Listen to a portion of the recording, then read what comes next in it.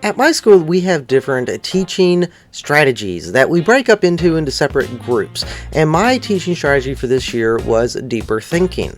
And my challenge that I was given through this thinking strategy was to come up with different ways that I can get my students to think about higher level things inside of my classroom. I'm an art teacher, and as an art teacher, I try to always come up with fun things that kids like anyway that is relevant to the time and relevant to them. I wanted to do something that was pretty revolutionary for the time and something that they would be growing up in.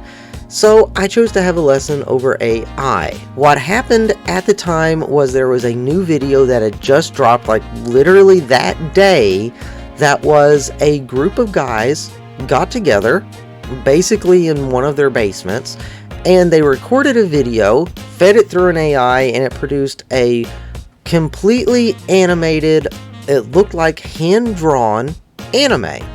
Now how this worked was they took a video with a green screen of two characters, they laid out a storyboard, they knew what they wanted, so they shot all of the video with a camera and a green screen, and then they fed the individual pictures into an artificial intelligence. So every frame they fed into an artificial intelligence that they had trained on an anime that they wanted to model off of, and they wanted it to be in that style. And that's how AI works. AI works by learning from a set of whatever it is. If it's writing or if it's images, you have a set of images that you feed to the artificial intelligence. It analyzes it, it sees what's there, and then it mimics that style after it learns how to do it. Well, we started off the lesson by me explaining what artificial intelligence was.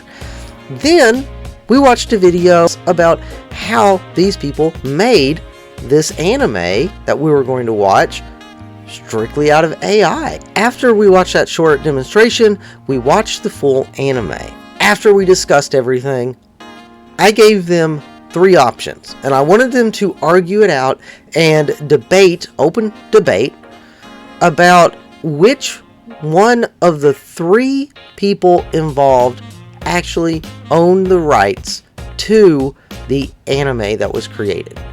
Was it either A, the artificial intelligence itself, because it actually made it, because it does have to have some kind of intelligence in order to learn, to produce, and to make whatever was given to it? Should the anime be owned by the people who gave the prompts to the artificial intelligence? Or C, should the owner of the artificial intelligence, i.e. the people that made it, be the one who owned everything that was made with the artificial intelligence? Nobody thought that the artificial intelligence should have any rights to the anime that it produced at all, because they looked at it as a computer, they looked at it as a tool. 50% of the class said that it should belong to the people who fed the prompt to the artificial intelligence, while 50% of the class said the property should be held by the people who made the artificial intelligence. Their argument was that a paintbrush is just a paintbrush, and if an artist wanted a paintbrush, they could go out and make a paintbrush. You could do that with a feather and a stick. It doesn't matter what you use, it's a tool. But at the end of the day, when you're using AI to do something that you cannot do without it, does that property still belong to you, or does it belong to the people who made the AI? I went back, revisited the lesson a couple weeks later, because by this point there had been a few allegations that came up against the artificial intelligence in the realm of art. You see, there's been several people who wanted to be removed from the artificial intelligence library. However, the artificial intelligence library didn't want to do that because it's an open source library that they just basically stole artwork from the internet and put it into so the artificial intelligence could learn from the best of the best, which makes sense, but at the same time, it's not technically legal because they didn't get permission from the artist to do that.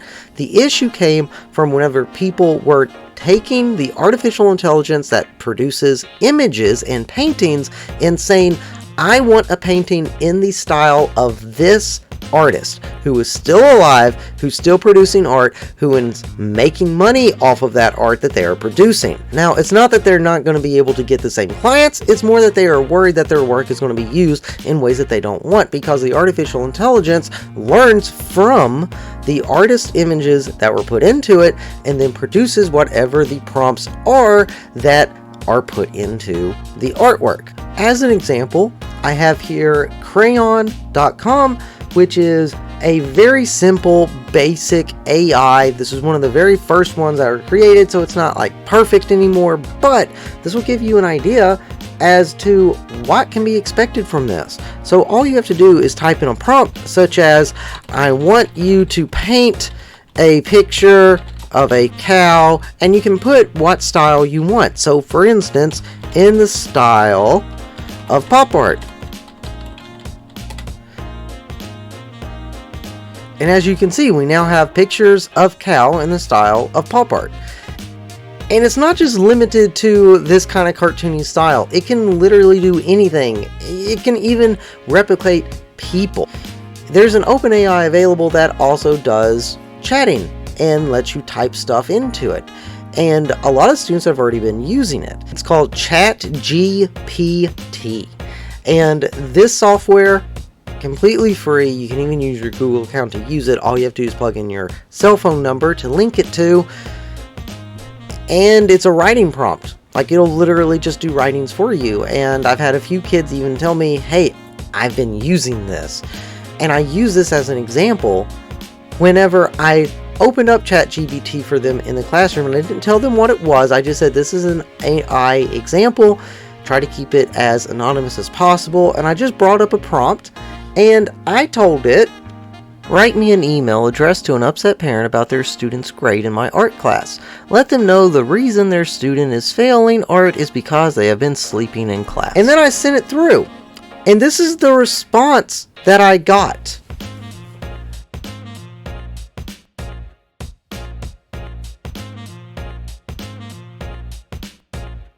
I showed this to the class, and they were like, oh, wow, that's awesome. Yeah, you could totally use that to make emails that you can send out to parents. Yeah, I totally get the application with that. That'd be fantastic. That'd be amazing. And then I said, well, what if you use it in a different way? Jump back over to ChatGPT, and I typed in, write me a code in C that will take two input values, multiply them together, and produce the answer as a message box. And then ChatGPT did exactly that and wrote me a code that would take two input values specified by the user and produce a result of those two multiplied together, and then went and told me how to use it. And then I explained to them, and I just told ChatGPT to do this for me, and I copied that exact code, and then I sold it for money. The attitude changed. They said, that shouldn't be legal. I said, why not? It's the same thing as stealing artwork. Why would that not be legal? They said, because you didn't make it. Then what about the email that we sent before? Is that not exactly the same thing? And that was the debate that I gave my kids. I didn't really tell them anything. I said, I want to know your honest opinion. I've given you the information. I've laid down examples for you. We've looked at court cases. We looked at artificial intelligence. We've looked at both sides of the argument. And I want you to come up with something to write about. That was their assignment. And what I got was very interesting. The AI is using the art as reference and not stealing it. If I did the same thing and used someone's art for reference, would that be illegal? I think it should be illegal to use an artist's style without their consent. It would be different if the artist gave consent to the AI to use, but they didn't, and it makes it wrong. As an artist myself who wants to become a real full-time artist, it would make me very upset to see my art style, something that I have learned to make over years and years of dedication and failure, to be used in an online source in a matter of seconds for someone to claim something that I worked hard to make. In a way, this news infuriates and scares me. I think it should be legal, but have more restrictions. It needs to be more of a protected thing for others to use and not use freely. I think it should be legal because if you are just judging off of style, lots of people have the same type of art style, so I don't see what the problem is. I believe that AI is both a good thing and a bad thing. The good side, it saves people time and to do things that work, as well as being able to get it for free.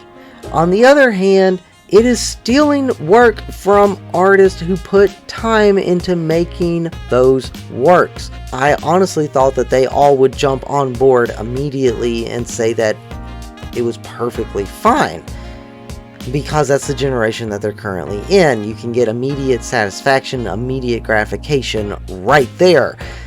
And that's basically the entire generation that we are raising right now with the internet and with YouTube and everything immediately available right at your fingertips.